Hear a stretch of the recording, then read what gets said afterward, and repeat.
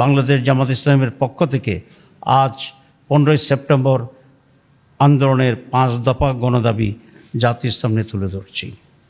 আমাদের অতীত অভিজ্ঞতা অনুযায়ী কালো টাকার ব্যবহার বন্ধ, ভোট কেন্দ্র দখল, প্রতিটি ভোটারের মূল্যায়নের লক্ষ্যে পিআর পদ্ধতিতে নির্বাচনের জন্য জোর দাবি জানিয়ে আসছি। আমরা লক্ষ্য করছি জনগণের দাবিসমূহ কার্যকর করার কোনো পদক্ষেপ গ্রহণ করা হচ্ছে না।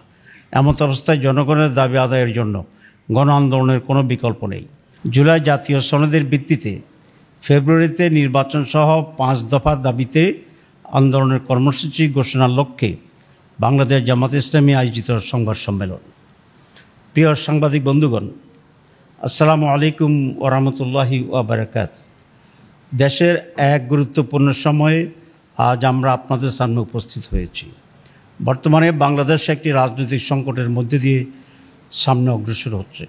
2024 সালের জুলাই আগস্টের সফল গণঅভ্যুত্থানের পর স্বৈরাচার শেখ হাসিনা পদত্যাগ করে দেশ ছেড়ে পালিয়ে যায়। দেশের প্রশাসনের কাঠামো ভেঙে পড়ে। দেশে কোনো সরকার না থাকায় সাংবিধানিক শূন্যতার সৃষ্টি হয়। সংবিধানের অনেক বিধানাবলী অকার্যকর হয়ে পড়ে। এমনি পরিস্থিতিতে জনগণের অভিপ্রায়ের পরম অভিব্যক্তি ও জাতীয় ঐক্যমতের ভিত্তিতে অন্তর্বর্তী সরকার গঠিত হয়। এই সরকারের বৈধতার উৎস এবং ভিত্তি হচ্ছে সংবিধানের অনুচ্ছেদ 7 বর্ণিত বিধানের জনগণের অভিপ্রায়। প্রিয় সাংবাদিক বন্ধুগণ, সংবিধানের ত্রুটি ও রাষ্ট্রের সুযোগে কর্তৃত্ববাদী শাসন, ভিন্নমত দমন, দুর্নীতি ও দলীয়করণের ফলে গোটা দেশ অকার্যকর হয়ে পড়ে। সাংবিধানিক প্রতিষ্ঠানসমূহ ধ্বংস হয়ে যায়। ফলে রাষ্ট্রের সব বিভাগের সংস্কার অপরিহার্য হয়ে ওঠে। অন্তর্বর্তী সরকার দায়িত্ব গ্রহণের পর রাষ্ট্রের প্রয়োজনকে সামনে রেখে জনগণের প্রত্যাশা পূরণের লক্ষ্যে গণহত্যার বিচার, রাষ্ট্র সংস্কার ও স্বৈরাচার ফিরে আসার সকল পথ রুদ্ধ করার প্রত্যয় নিয়ে কাজ শুরু করে গঠিত হয় বিভিন্ন সংস্কার কমিশন। কমিশনগুলোর সুপারিশের ভিত্তিতে জাতীয় ঐক্যমত্য কমিশন 166টি প্রস্তাবের ভিত্তিতে রাজনৈতিক দলসমূহের সাথে আলোচনায় মিলিত হন। দীর্ঘ আলোচনার পর 84 প্রস্তাব সিদ্ধান্ত আকারে গৃহীত হয়। অনেকগুলো প্রস্তাবের সাথে 2-1টি রাজনৈতিক দল ভিন্নমত পোষণ করায় অনেকগুলো গুরুত্বপূর্ণ সিদ্ধান্ত গ্রহণ করা সম্ভব হয়নি। প্রিয় সাংবাদিক বন্ধুগণ, সরকার ইতিমধ্যেই জুলাই জাতীয় ঘোষণা ও জুলাই জাতীয় সনদ প্রস্তুত করেছে। একটি বৃহৎ রাজনৈতিক দল হিসেবে বাংলাদেশ জামাত ইসলামী জুলাই জাতীয় ঘোষণা ও জুলাই জাতীয় সনদের প্রয়োজনীয় সংশোধনী সহ তাদের পরামর্শ সরকারের নিকট উপস্থাপন করে। জামাত ইসলামী বরাবরই জুলাই জাতীয় সনদকে আইনগত ভিত্তি দেওয়ার বিষয়ে জোরালো ভূমিকা পালন করে আসছে।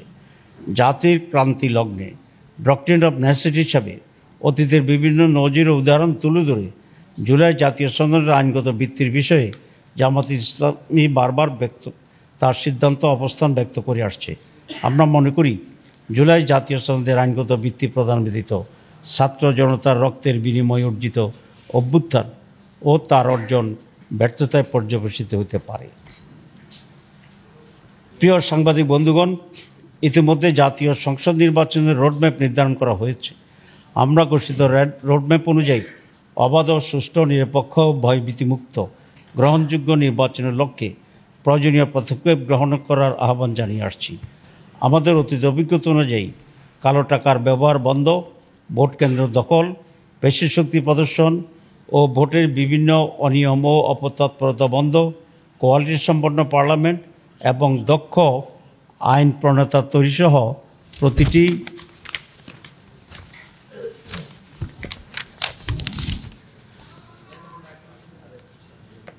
প্রতিটি ভোটারের মূল্যায়নের লক্ষ্যে পিআর পদ্ধতিতে নির্বাচনের জন্য জোর দাবি জানিয়ে আসছি।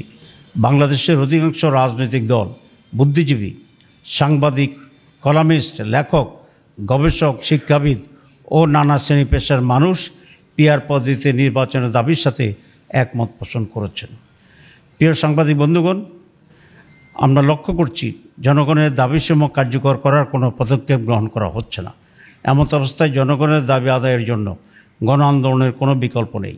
তাই জুলাই জাতীয় সনদের ভিত্তিতে আগামী ফেব্রুয়ারিতে অবাধ, সুষ্ঠু, গ্রহণযোগ্য নির্বাচন এবং জনগণের ভোটের প্রতিষ্ঠার মাধ্যমে বাংলাদেশকে একটি ন্যায়ভিত্তিক ও জবাবদিহিমূলক গণতান্ত্রিক রাষ্ট্র গড়ে তোলার লক্ষ্যে বাংলাদেশ জামাত ইসলামের পক্ষ থেকে আজ 15ই সেপ্টেম্বর আন্দোলনের 5 দফা গণদাবি জাতির সামনে তুলে ধরছি। দাবিসমূহ: জুলাই জাতীয় সনদের ভিত্তিতে আগামী ফেব্রুয়ারিতে নির্বাচন আয়োজন করা। 2, আগামী জাতীয় নির্বাচনে উভয় কক্ষে পিআর পদ্ধতি চালু করা। 3, অবাধ, সুষ্ঠু ও গ্রহণযোগ্য নির্বাচনের লক্ষ্যে সকলের জন্য লেভেল প্লেইং ফিল্ড নিশ্চিত করা। 4, ফ্যাসিস্ট সরকারের সকল জুলুম, নির্যাতন, গণহত্যা ও দুর্নীতির বিচার দৃশ্যমান করা। 5, স্বৈরাচারের দোসর জাতীয় পার্টি ও 14 দলের কার্যক্রম নিষিদ্ধ করা। উক্ত দাবিসমূহ বাস্তবায়নের লক্ষ্যে নিম্নোক্ত কর্মসূচি পালন করা হবে ইনশাআল্লাহ। 1, 18 সেপ্টেম্বর রাজধানী ঢাকায় সমাবেশ ও বিক্ষোভ মিছিল। 19 সেপ্টেম্বর দেশের সকল বিভাগীয় শহরে বিক্ষোভ মিছিল। 26 সেপ্টেম্বর দেশের সকল জেলা উপজেলায় বিক্ষোভ মিছিল। এইসব কর্মসূচি বাস্তবায়নের মাধ্যমে জনগণের দাবি আদায়ের লক্ষ্যে ঐক্যবদ্ধ হওয়ার জন্য আমরা দেশবাসীর প্রতি উদাত্ত আহ্বান জানাচ্ছি। আপনাদের সবাইকে ধন্যবাদ জানিয়ে আমার বক্তব্য শেষ করছি। ডাক্তার সৈয়দ আব্দুল মোহাম্মদ তাহের, সাবেক এমপি, নায়েবে আমির, বাংলাদেশ জামাত ইসলাম।